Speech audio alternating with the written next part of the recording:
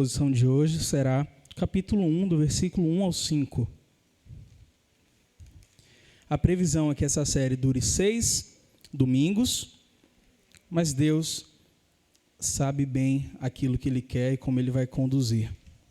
Vamos fazer a leitura. Todos acharam? Ruth, capítulo 1, do 1 ao 5. Eu estimulo que os irmãos acompanhem na sua Bíblia. Se tem alguém perto, compartilhe, para que nós não percamos a oportunidade de exercitar, manejar essa Bíblia, que é um instrumento precioso de vida. Vamos ler a palavra de Deus. Na época dos juízes, houve fome na terra. Um homem de Belém de Judá, com a mulher e os 2 filhos, foi viver por algum tempo nas terras de Moabe. O homem chamava-se Elimeleque, sua mulher Noemi e seus 2 filhos, Malom e Quilion. Eram efrateus de Belém de Judá. Chegaram a Moabe e lá ficaram. Morreu Elimeleque, marido de Noemi, e ela ficou sozinha com seus 2 filhos. Eles se casaram com mulheres moabitas, uma chamada Orfa e a outra Ruth. Depois de terem morado lá por quase 20 anos, por quase 10 anos, morreram também Malom e Quilion, e Noemi ficou sozinha, sem os seus 2 filhos e sem o seu marido. Vamos orar. Senhor, nós te agradecemos por essa noite, te agradecemos pelo culto até aqui dirigido pelo Senhor. Agora, diante da Tua palavra, nós clamamos a Ti. Ilumina as nossas mentes, abre os olhos dos nossos corações, derrama a Tua graça sobre nós, para que nós possamos compreender as Tuas verdades. Que isso gere vida para cada um de nós, que compreendamos do início ao fim dessa série o amor glorioso Teu, a Tua redenção que nos alcança de uma forma tremenda. Continua conosco, nos assiste, nos auxilia, assim nós oramos em nome de Jesus. Amém. Hoje nós iniciamos uma exposição que vai perdurar por alguns domingos e eu nomeei essa série como Ruth, a redenção nos campos do Senhor. Mas algo que caberia muito bem como título para essa série seria o Evangelho segundo Ruth. Porque esse livro nos apresenta a graça redentora, nos fala sobre o plano de redenção, a boa notícia de Deus para a humanidade em pecado. E aqui a gente pode ver que essa boa notícia foi anunciada muito antes, e toda a história do povo de Deus foi construída para revelar essa verdade gloriosa, a verdade do Evangelho. Mas é importante que nós possamos definir, antes de qualquer coisa, o que é Evangelho, porque é muito comum que muitos pensem que o Evangelho se resume no fato de que Deus nos ama e que Deus tem um plano para as nossas vidas. Isso é verdade? Sim, Deus nos ama e tem um plano para as nossas vidas, mas o Evangelho tem uma profundidade muito maior e passa necessariamente pelo fato de que há algo muito errado com o ser humano e é Deus quem toma a iniciativa de resolver. A mensagem do Evangelho tem que expor em primeiro lugar a condição da humanidade sem Deus. O fato de que todos um dia pecamos e nos separamos do nosso Criador. A igreja em Corinto, Paulo uma vez definiu muito bem o que é o Evangelho. Resumidamente, ele disse: Cristo morreu pelos nossos pecados, como diz as Escrituras, e ressuscitou ao 3º dia, como também diz as Escrituras. Ele morreu pelo quê? Pelos nossos pecados, pela nossa rebelião contra Deus, porque todos nós transgredimos a lei de Deus. Então é impossível falarmos sobre redenção, sobre o perdão, sobre a graça salvadora, sem que antes nós falemos da condição do pecado do ser humano. E é assim ao longo de toda a Escritura. O tempo todo na palavra de Deus, sempre que há o anúncio da graça, o anúncio da redenção, o que vem antes é o decreto sobre a condição do homem. Como o homem está. Um texto muito comum para a gente, onde abundou o pecado, superabundou a graça de Deus. Estávamos mortos, mas Deus nos deu vida. Estávamos longe, mas Deus nos aproximou. Andamos todos nós como ovelhas perdidas, mas o Senhor fez recair sobre alguém a iniquidade de todos nós. Sempre há um contraste. A terrível realidade do pecado que merece o juízo, a destruição, e o anúncio do favor de Deus, que vem para resgatar o homem da destruição. E quando olhamos ao longo da narrativa bíblica, nós temos contato com muitos personagens. A Bíblia quer apontar para o principal personagem, que é Cristo, mas temos contato com muitos homens de Deus, pessoas que mostram uma dependência do Senhor, uma fé que nós tratamos, e o próprio escritor aos Hebreus coloca isso, no rol de heróis da palavra de Deus. Só que nós não podemos esquecer, quando olhamos cada personagem bíblico, cada pessoa que está nessa escritura, que Deus conhece profundamente a humanidade. E mesmo o coração dos personagens mais admiráveis para todos nós são corações perversos, tomados de uma natureza pecaminosa. E quando nós esquecemos o que é o nosso coração, o estado dele, o resultado é que acabamos colhendo frutos terríveis de decisões que são guiadas por esse coração em pecado. Eu já disse em outras oportunidades, mas nessa série cabe dizer isso mais uma vez. Ouviremos vozes ensurdecedoras ao nosso redor dizendo: siga o seu coração. Mas dessa narrativa de Ruth vai nos mostrar, aliás, toda a palavra de Deus vai dizer que o nosso coração não tem nenhum interesse em nos levar para o bem, em nos preservar, porque a vontade do nosso coração está absolutamente viciada. Esse coração, meus irmãos, pode até mostrar que é capaz de bons sentimentos. Afinal, nós preservamos os atributos daquele que nos criou. Ainda somos imagem dele, uma imagem distorcida, mas ainda temos uma inclinação para o bem.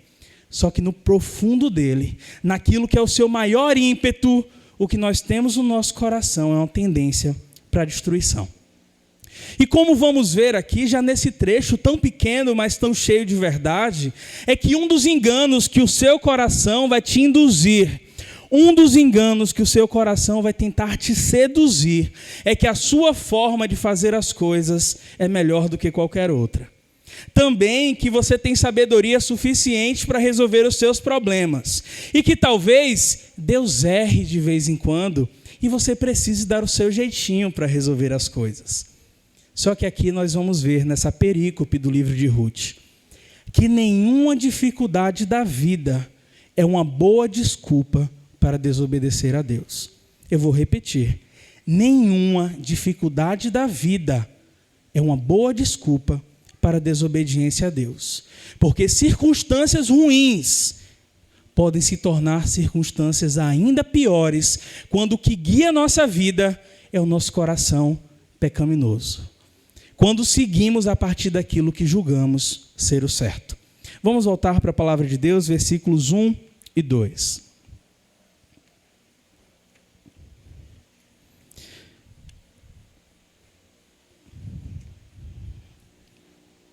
Na época dos juízes, houve fome na terra. Um homem de Belém de Judá, com a mulher e os 2 filhos, foi viver por algum tempo nas terras de Moabe. O homem chamava-se quem? Elimeleque, sua mulher, e os seus 2 filhos, Malom e Quilion. Eles eram efrateus de Belém de Judá. Chegaram a Moabe e lá ficaram. Meus queridos irmãos, mantenham suas Bíblias abertas, porque nós vamos precisar entender o contexto desse livro, ao passo que entendemos o que Deus quer falar conosco nesse pequeno trecho. E aqui nós estamos diante do período dos juízes.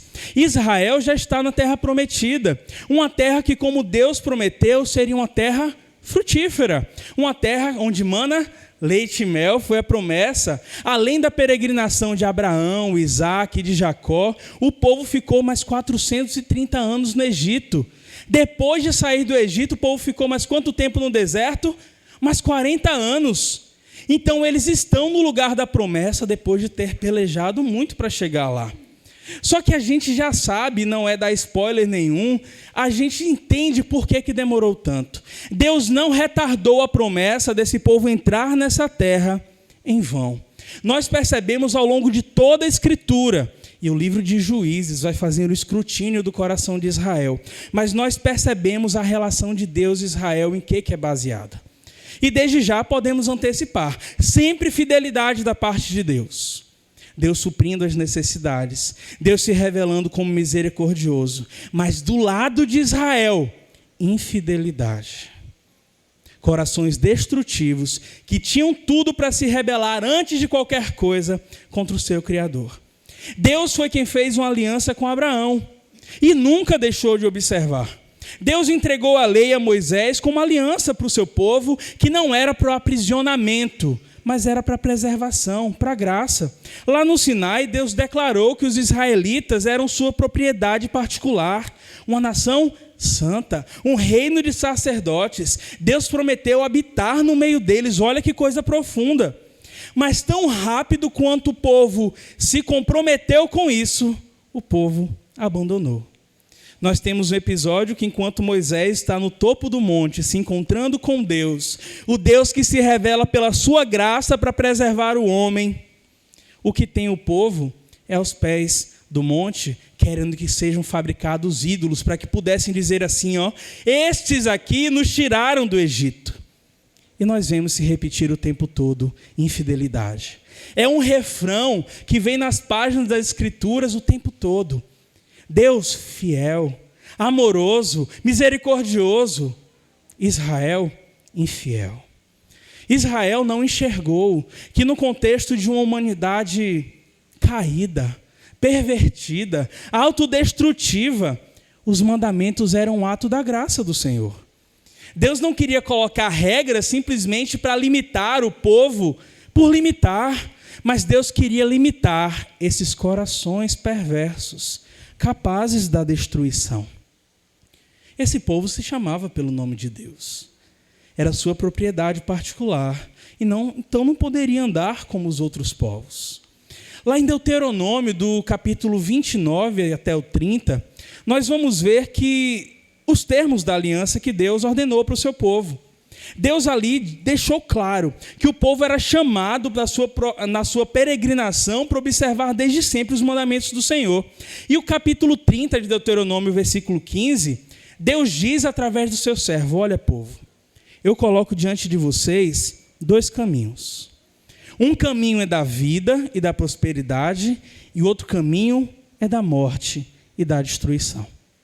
Se você voltar aí, a palavra de Deus para o capítulo 30 de Deuteronômio, versículos 16 a 18, Deus diz assim, pois hoje lhes ordeno que amem o Senhor, o seu Deus, andem nos seus caminhos e guardem os seus mandamentos, decretos e ordenanças, então vocês terão vida, vocês aumentarão de número, o Senhor vai abençoar a terra em que vocês estão entrando para tomar posse, mas, todavia, se vocês se desviarem, se o coração de vocês se desviar, e vocês não forem obedientes, e se deixarem levar, prostrando-se a outros deuses para adorá-los, eu hoje lhes declaro que sem dúvida vocês serão destruídos. Não viverão muito tempo na terra em que vocês vão entrar e da qual vão tomar posse depois de atravessar o Jordão. Essa foi a orientação de Deus para o povo que se chamava pelo seu nome.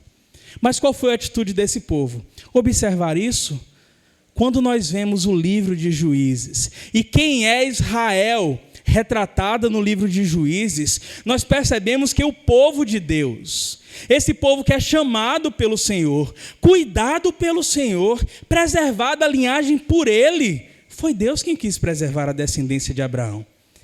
Esse povo, na verdade, não cumpre os termos da aliança. Depois da morte de Josué, os povos inimigos que cercavam Israel, que seriam uma ameaça para a permanência na terra, não são expulsos. Os povos idólatras, que serão inimigos do povo de Deus, o povo que Deus falou para eles não fazerem acordo, não fazerem amizade, esse povo permaneceu lá, porque Israel assim quis. E o resultado foi o seguinte, agora queria que você olhasse comigo, Juízes, capítulo 2, versículos 10 ao 12. Juízes, capítulo 2, do 10 ao 12.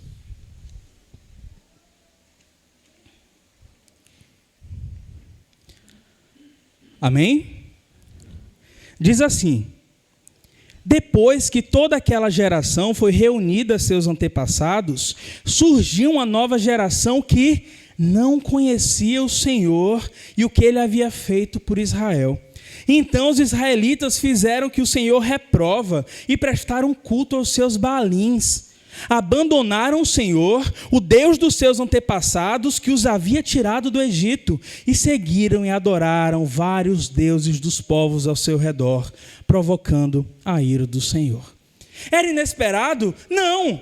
Deus tinha dito: não deixe esses povos cercando vocês, não fiquem no meio deles, porque é muito mais fácil que vocês sejam influenciados pela sua cultura do que o contrário.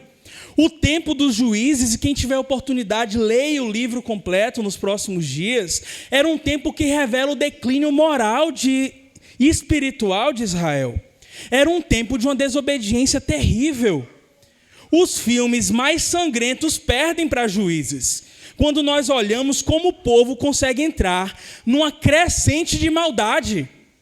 Deus olhou lá atrás, e a gente vê isso em Gênesis, logo nos primeiros capítulos, que ele viu do lugar onde ele estava e falou: olha, em breve nada vai poder impedir esses corações corruptos.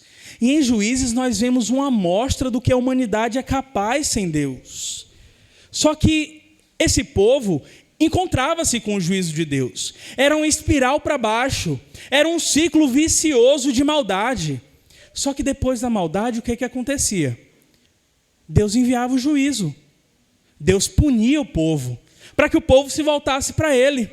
Quando eles se deparavam com o juízo de Deus, pesado, que era muitas vezes usando os inimigos deles, eles clamavam: Senhor, tem misericórdia de nós, restabelece a paz. Deus levantava um juiz para poder vencer os inimigos e o povo ser liberto. Deus mesmo entrava com a providência. Quando vinha o período de calmaria, o povo pecava de novo. E é isso que a gente vê durante todo o livro. O povo peca terrivelmente, provoca a ira de Deus, o povo é entregue nas mãos dos inimigos como juízo. Deus, que é misericordioso, ele age com misericórdia, levanta um juiz para libertar, mas depois da salvação o povo tem paz, mas passa a cometer pecados ainda piores. Você vai ver como é de fato uma progressão. E isso se repete no tempo. E quando nós olhamos para isso daqui, nós vamos ter certeza.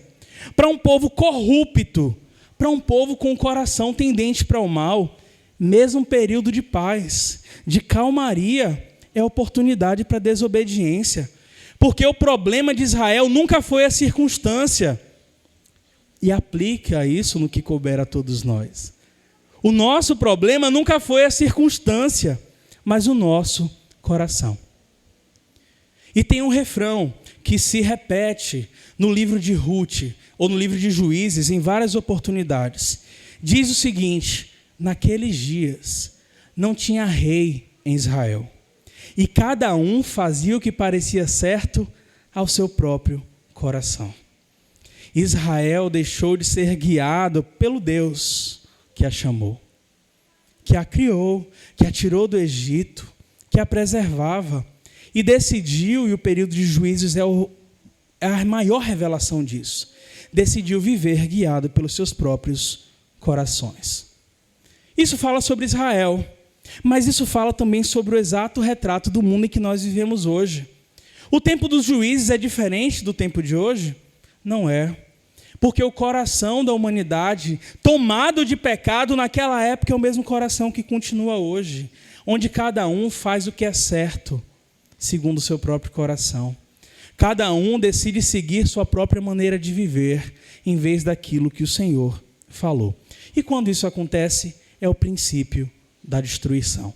Então esse é o contexto histórico. O período dos juízes, o período onde cada um faz o que é certo segundo o seu próprio coração. E foi nesse contexto histórico, é nesse exato momento da história, em que aqui se passa essa narrativa de Ruth. Eles são de onde? De onde é Elimeleque e sua família? Eles estão em Moabe, mas eles são de Belém. Belém significa, Beit-Lehem, é a casa do pão. Sobre esse mesmo lugar, lá na profecia de Miqueias, e aqui depende da versão, né? Algumas versões colocam isso, mas é colocado como Efrata, lugar frutífero. Só que nesse lugar frutífero, diz a palavra do Senhor que faltou pão. Na casa do pão, faltou pão. E olhando aquilo que nós conhecemos do livro de Juízes, já podemos antecipar. Por que faltou pão? Deus estava exercendo o seu juízo. Querendo destruir o povo? Não, porque isso não é novidade, como nós vamos ver a fome no meio de Israel. Mas Deus queria que o povo voltasse para os seus mandamentos. O povo se voltasse para ele um período de rebeldia. Belém é a terra prometida, meus irmãos. Belém é um grande celeiro, mas agora esse celeiro está vazio. Mas continua sendo a terra prometida. O lugar preparado por Deus para o seu povo, o lugar que foi prometido a Abraão. E por mais que o povo merecesse, eu posso dizer que o objetivo do Senhor era destruir esse povo? De forma nenhuma.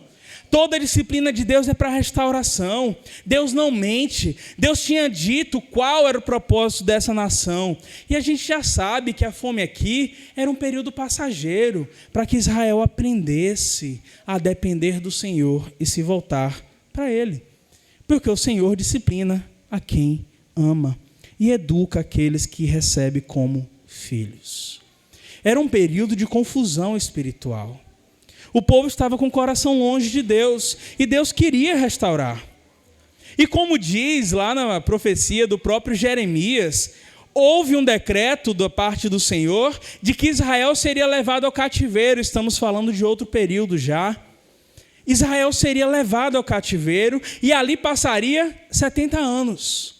Mas era para que esse povo sumisse do mapa? Não. Deus fala, sou eu, e esse é o contexto desse texto que a gente tira algumas vezes. Porque sou eu que conheço os planos que tenho a vosso respeito. Não são planos de fazer o mal, mas de dar para vocês esperança e um futuro. Quem vem para matar e roubar, destruir, é o ladrão, não é Deus. Deus quer nos dar vida, nos restaurar. E o cativeiro moldaria de tal forma o coração de Israel, para a gente ver como a disciplina do Senhor é eficiente, que lá em Jeremias ainda, em outra oportunidade também de juízo do Senhor, falou, olha, vocês clamarão a mim, depois que vocês passarem pela disciplina, vocês vão clamar, e aí sim eu ouvirei. Vocês vão me procurar e vão me achar, quando vocês me buscarem de todo o coração. Mas buscar de todo o coração só seria possível depois que o povo realmente entendesse a circunstância do seu coração. A disciplina no Senhor é para que o procuremos de todo o coração. A fome em Belém, na terra prometida, não era para outra coisa, era para que o povo o buscasse de todo o coração. Esse sofrimento, como muitos outros, na história do povo de Deus, nas nossas histórias, é um resgate da parte de Deus. Não é a primeira dificuldade que veio ao povo por conta dos seus pecados. Só que qual foi a decisão de Elimeleque? Guiado pelo seu coração corrupto, diante da crise, o seu coração apresentou para ele tem um caminho. Tem aqui uma oportunidade para você se livrar da disciplina do Senhor. Para você fugir daquilo que Deus quer fazer. Não tenha falado dessa forma, talvez, mas Elimeleque decidiu abandonar a terra prometida, a casa do pão, o lugar frutífero, o lugar da promessa, e decidiu passar um tempo onde? Em Moabe, diz o texto. Moabe, em um período de fome em Jerusalém, trouxe Elimeleque, guiado pelo seu coração, a ideia de fartura, a ideia de bênção, a ideia de socorro. Só que Moabe não é amigo do povo de Deus. Deus proibiu que o povo fizesse aliança, amizade com Moabe. Deus mandou o povo se manter distante de Moabe. E eu queria que você olhasse comigo, Deuteronômio 23, versículos 3 ao 6.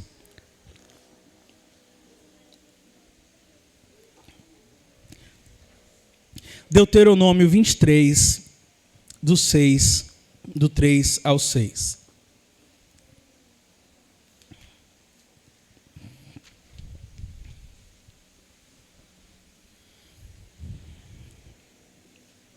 Olha o que diz a palavra do Senhor. Todos conseguiram encontrar?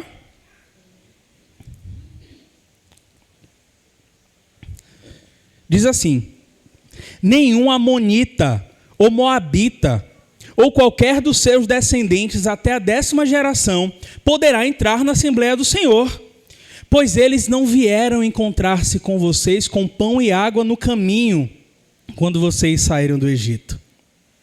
Além disso, convocaram Balaão, filho de Beor, para vir de Petor, na Mesopotâmia, para pronunciar maldição contra vocês. No entanto, o Senhor, seu Deus, não atendeu Balaão e transformou a maldição em bênção para vocês, pois o Senhor, o seu Deus, os ama. Não façam um tratado de amizade com eles enquanto vocês viverem. Quando o povo estava no deserto, saindo do Egito, Moabe não veio em socorro do povo de Deus. Ainda contratou um profeta para que amaldiçoasse.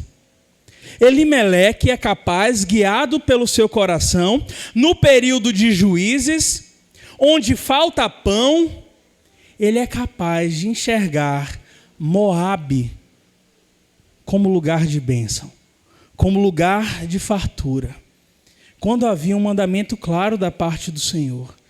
Por que seria uma boa alternativa deixar a terra prometida, o lugar onde o Senhor ordena a bênção, para peregrinar no lugar que Deus disse para se manter distante? Como é que isso poderia ser algo bom? Moabe, pela graça comum do Senhor, no período de fome da terra prometida, tem pão. Mas Deus mudou aquilo que ele tinha dito? Em momento nenhum. Deus deu alguma orientação para o seu povo para que a disciplina fosse driblada? Em momento nenhum. E cá entre nós, quando foi que Deus abandonou o seu povo, mesmo em rebelião? Diz o texto que a proposta de Elimeleque aqui era passar um tempo com sua família em Moabe, buscar refúgio, buscar alimento, porque faltou na casa do pão alimento. Talvez ele pensasse numa solução passageira, emergencial. Eu tenho que livrar a minha família da fome. Mas, infelizmente, soluções passageiras, temporárias, baseadas em nossos corações, podem ter efeitos destrutivos eternos, duradouros. Enquanto ele pensava estar salvando a si, salvando a sua família, o que Elimeleque estava fazendo, desobedecendo ao Senhor, era trabalhando na abertura da sua própria cova, trabalhando para a sua destruição. Para alguns, Elimeleque vai parecer um herói, alguém que está tentando salvar a sua família. Gente, se teve fome na terra prometida, é lógico que o melhor caminho a se tomar é fugir desse lugar e buscar abrigo, refúgio, alimento, onde Deus abria as portas. Mas a questão é exatamente essa. Alguns vão dizer, os fins justificam os meios. Mas obediência custa caro, meus irmãos. E não importa o contexto de falta, não importa em que circunstância nós estamos, situações de falta nunca são uma justificativa para a desobediência. Quem melhor ensina isso para a gente do que Jesus Cristo? 40 dias no deserto, com fome, sobrevém a ele a tentação antes de iniciar o seu ministério, é tentado por Satanás, Satanás diz para ele, gente, você está com fome. A fome é uma necessidade legítima? Sim, é algo importante. Porque você está esperando, você tem poder para isso, transforma essas pedras em pães. Coma, você tem que comer. Mas a resposta de Jesus é categórica, definitiva. Nem só de pão viverá o homem, mas de toda a palavra que sai da boca de Deus. Nada nesse mundo, meus queridos, é fonte de vida para nós, tão importante e tão necessária quanto a palavra de Deus. Nenhuma necessidade que nós temos, por mais legítima, por mais emergencial, por mais urgente que seja, deve servir de desculpa para que nós resolvamos os nossos problemas à parte de Deus, sem considerar a tua palavra, a sua palavra, sem considerar a sua vontade, as suas orientações. Jonas é um exemplo negativo, do contrário. Deus deu uma ordem muito específica: vá para Nínive, obedeça, faça aquilo que eu quero. Jonas toma o caminho para onde? Tarsis. Vai para o outro lado. Ele desobedece porque quer. Ele pega o barco para Tarsis, vai para o outro lado. Ele colocou a sua vontade acima da obediência a Deus. E nós conhecemos a história. Ele precisou enfrentar um processo tão turbulento até que voltasse à vontade do Senhor. A sua resistência não mudou o que Deus queria. E é outro ponto. A nossa resistência em fazer a vontade de Deus não muda qual é a vontade de Deus. Não muda a palavra de Deus. Fazer as coisas do nosso próprio jeito é a pior escolha, porque é uma situação difícil, estamos vendo isso nessa abertura do livro de Ruth. Pode levar a caminhos ainda piores.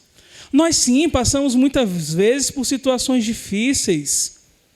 Só que quantas vezes nossa reação é pecar, em vez de obedecer, em vez de ouvir a orientação do Senhor. A fome não era novidade não na história de Israel. Não era. Assim como vários outros problemas já aconteceram.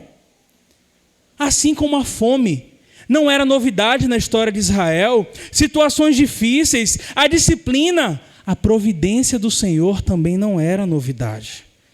Mesmo em meio ao pecado, a gente vê no livro de Juízes o tempo todo, dizendo que Deus se voltava para o seu povo com misericórdia. Deus vinha ao socorro do povo. Essa nação merecia isso? Não, mas Deus fazia. Por quê? Porque Deus é fiel à sua palavra. Apenas isso. Deus não é homem para que minta, nem filho do homem para que se arrependa. O nosso Deus não contempla nenhuma sombra de variação, e essa é a chance do povo dele de encontrar a restauração. Mas quando eu disse que a fome não era novidade na história de Israel, lá em Gênesis 43, nós lemos sobre outro período de fome que o povo viveu. E aqui nós percebemos a completa diferença do que é uma decisão de contrariar aquilo que o Senhor colocou e a decisão de seguir a orientação de Deus. Querer resolver as coisas do seu próprio jeito. O texto de Gênesis 43 diz que no tempo em que José estava no Egito, veio um período de fome de 7 anos sobre a terra. O povo de Deus foi afetado também? Sim, foi. O texto disse que havia fome nas cidades vizinhas, mas onde é que tinha comida? No Egito. Olha o que é o Egito na história do povo de Deus, o que nós conhecemos. As pessoas vinham das cidades vizinhas para comprar comida no Egito. Inclusive a família de Jacó foi buscar mantimentos lá. Só que o que acontece no desenrolar da história é que para preservar o seu povo da fome, Deus é quem conduz Israel ao Egito para lá habitar. Jacó estava seguro dessa decisão? Não estava, mas olha aí Gênesis 46. Abra sua Bíblia. Gênesis 46, versículos 3 e 4. Jacó ficou inseguro sobre a decisão. Havia fome, mas ele dependia do Senhor. Em Gênesis 46, versículos 3 e 4,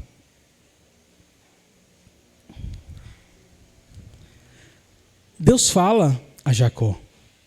E vem de Deus a orientação de como ele deveria lidar com a situação de falta. Diz assim: eu sou Deus, o Deus do teu pai. Não tenha medo de descer ao Egito, porque lá eu farei de ti uma grande nação. Eu mesmo descerei contigo ao Egito, e eu mesmo te farei subir e voltar a Canaã. E a mão de José fechará os teus olhos. Queridos, outra oportunidade de fome que afetou o povo de Deus. Foi Deus quem permitiu, mas Deus garantiu que o seu povo fosse preservado da fome, usando outra nação que naquele momento, quem era o governador? José, um servo de Deus, um filho de Israel. Deus moveu as circunstâncias para abençoar o seu povo. Nós estamos então diante de duas coisas totalmente diferentes. Duas histórias que tratam de circunstâncias ruins, mas duas histórias que têm desfechos diferentes. O período de fome alcançou o povo de Deus, mas a diferença de Elimeleque para Jacó é clara. Jacó ouviu a orientação do Senhor. Ele não fez nada sem que Deus dissesse que ele deveria fazer e obedeceu.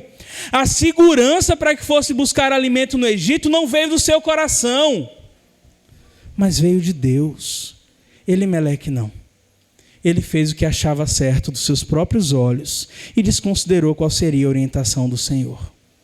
A nossa tendência, diante de circunstâncias ruins que nos afetam, é reagir pecaminosamente, quando nós deveríamos depender de forma essencial do nosso Senhor e desfrutar da sua graça, que é uma graça disponível, é uma misericórdia que não cessa. Olha, o profeta, na sua lamentação, ele tem motivos sim para ter tristezas, mas ele diz: olha, eu quero trazer à memória o que me traz esperança. E o que me traz esperança é: as misericórdias do Senhor se renovam a cada manhã. Elas não têm fim. Grande é a sua misericórdia. Essa experiência de dependência. Elimeleque, não vou dizer aqui que a motivação dele é ruim. Mas não importam aqui quais sejam as motivações. Parece para a gente que ele perdeu a confiança em Deus. Eles estavam na casa do pão, onde temporariamente faltou pão. Só que nós não vemos na história nenhum registro que teve um grande êxodo da terra prometida nesse tempo por fome. Não houve, então essa circunstância não durou muito tempo. Parece que a postura dessa família aqui é uma postura isolada. E aqui nós temos a tempestade perfeita. A união das circunstâncias perfeitas para a autodestruição. Elimeleque perde a dependência de Deus e ele ouve o seu coração enganoso, que diz que o melhor a fazer é segui-lo. Situações de perda, de falta, podem nos levar a questionar a fidelidade de Deus. Isso acontece algumas vezes. Pode nos fazer vacilar na nossa fé, acreditar que Deus se tornou infiel, mas precisamos nos colocar na posição correta. E a posição correta é daqueles que não conseguem enxergar um palmo adiante do próprio nariz. De pessoas que o próprio coração não é um GPS seguro para guiar a fontes seguras. E uma pergunta objetiva que eu acho que a gente deve responder, para saber se diante da circunstância que veio Elimeleque como chefe de família, cheio de responsabilidade com seus filhos, com a sua esposa, como é que a gente reagiria? O que é melhor para nós? Estar em pastos verdejantes, em um lugar frutífero, cheio de alimento, com todas as necessidades imediatamente supridas, só que sem a presença de Deus? Ou é melhor para nós estar no vale, no deserto, na circunstância de falta, com Ele? Essa resposta vai definir onde estão os nossos corações. Porque o que vamos ver aqui, no desenrolar do texto, é que a situação que era provisória, vamos passar um tempo em Moabe, somente até que a fome passe. Essa solução se tornou definitiva. Diz o texto, eles foram para Moabe para ficar um tempo, mas lá ficaram. Fica a lição para a gente. Algumas vezes negociamos. É só dessa vez, é só por um tempo. Essa pode ser a intenção. Mas basta uma pequena brecha, relativizando os preceitos do Senhor, deixando de ouvir as suas orientações, para que aquela situação que era para ser passageira, perdure. E as consequências que antes estavam ali sob controle, parece, consequências administráveis, agora são consequências fora de controle. Elimeleque levou sua família para Moabe. O problema não é só o lugar que Deus disse, já deveria ser suficiente Deus dizer que não era para ir para lá. Mas se eles achavam que a única coisa que Moabe tinha para oferecer para eles era comida, se enganaram. Moabe trouxe as condições perfeitas para que a família de Elimeleque apostatasse da fé. Em Moabe não há o povo do Senhor para contar os feitos de Deus. Em Moabe não há templo. Estamos diante de uma época onde a adoração está vinculada a um lugar. Não tinha sacerdotes oferecendo sacrifícios. Não tinha ninguém contando sobre as maravilhas do Senhor, porque isso estava somente em Israel, na terra prometida. Eles não estavam cercados pelo povo de Deus. Perderam isso. Agora eles estavam cercados por um povo idólatra, que contribuiria para que seus corações fossem deturpados. Estavam diante de um povo que desprezava Deus. E qual a decisão de Elimeleque? Ir para lá. A decisão dele prejudicou toda a família, mesmo com uma boa motivação. Porque no final das contas ainda o que acontece é que os seus filhos tomam mulheres moabitas em casamento. O que Deus também já tinha proibido, para que os seus corações não fossem corrompidos pela influência de Moabe. Elimeleque perdeu a confiança em Deus. Elimeleque seguiu o seu coração. E agora a sua família está ao ponto de perder a identidade como povo de Deus. Não foi somente a família de Elimeleque que foi para Moabe. Moabe agora entrou na família de Elimeleque.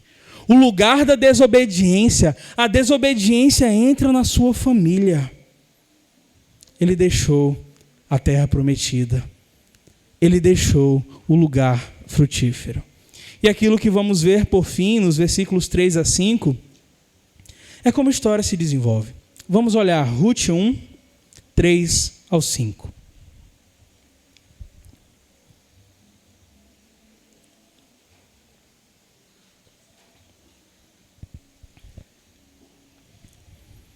Depois que chegaram a Moabe e lá ficaram, morreu Elimeleque, marido de Noemi, e ela ficou sozinha com seus 2 filhos. Eles se casaram com mulheres moabitas, uma chamada Orfa e a outra Rute. Depois de terem morado lá por quase 10 anos, morreram também Malom e Quilion, e Noemi ficou sozinha, sem os seus 2 filhos e sem o seu marido. Eles encontraram o alimento que eles queriam. Foram em busca de uma satisfação passageira para uma necessidade até legítima. Só que eles não esperavam o socorro do Senhor. Aquilo que antes eles enxergavam na terra prometida como desamparo, se tornou numa terra estrangeira agora destruição. Esse é o resultado de se afastar de Deus, da sua orientação, da sua sabedoria e do seu povo. Teve algum obstáculo para eles irem para Moabe? Não teve. Porque o caminho da desobediência, meus queridos, muitas vezes é um caminho muito bem pavimentado. É um caminho que você não encontra obstáculos. Parece ser o caminho mais fácil para trilhar. Você olha e fala, eu acho que é para ir por aqui, porque aqui está mais fácil. Aqui é onde está dando certo. Só que o custo nenhum de nós pode suportar. Elimeleque tirou a sua família do lugar da bênção, da terra frutífera, que sim, por um breve período estava enfrentando a fome. Mas esse lugar nunca foi abandonado por Deus. Eles saíram da casa do pão, eles saíram do lugar frutífero, do lugar onde se revelaria a maior prova da providência do Senhor, que é o próprio pão da vida.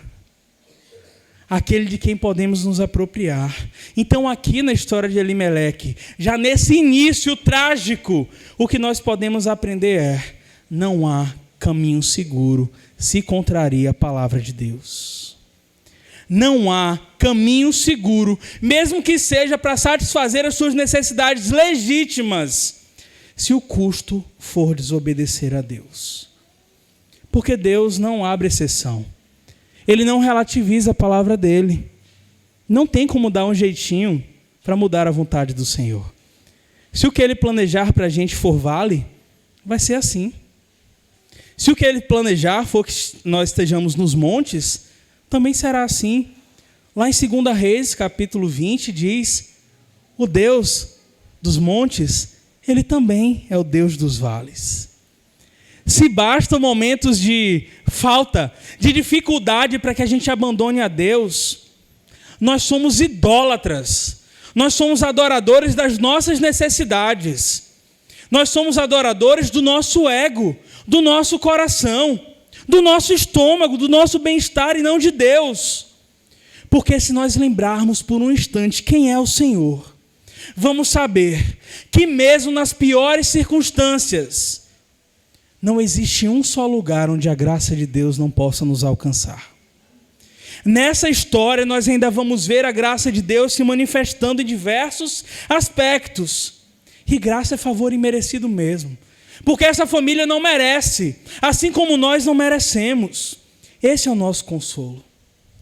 Saber que a segurança nunca está na circunstância.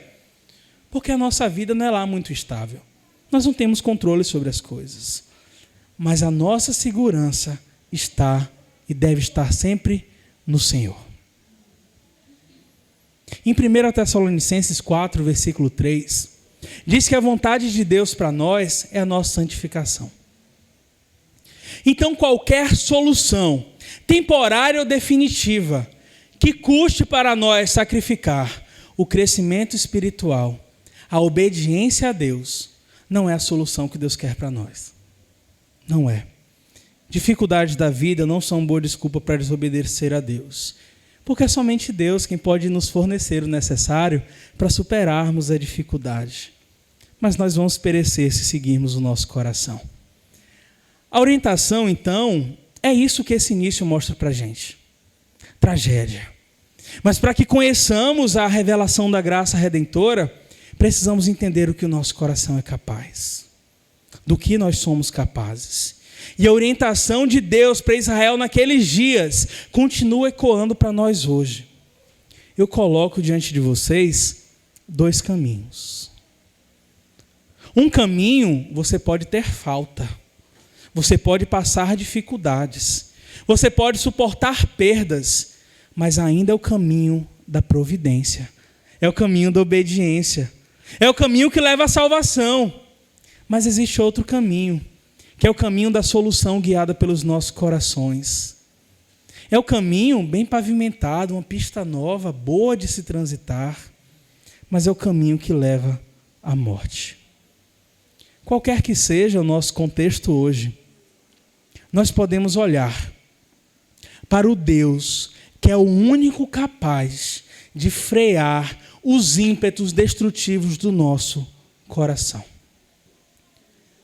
Dessa cidade, Belém, como nós veremos mais à frente nos próximos capítulos, de lá, Deus manifesta a providência perfeita para que todos nós não sejamos mais guiados e a quem já temos pelo nosso coração enganoso.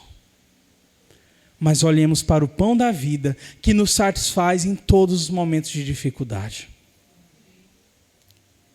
Permanecer sob a obediência do propósito de Deus é viver.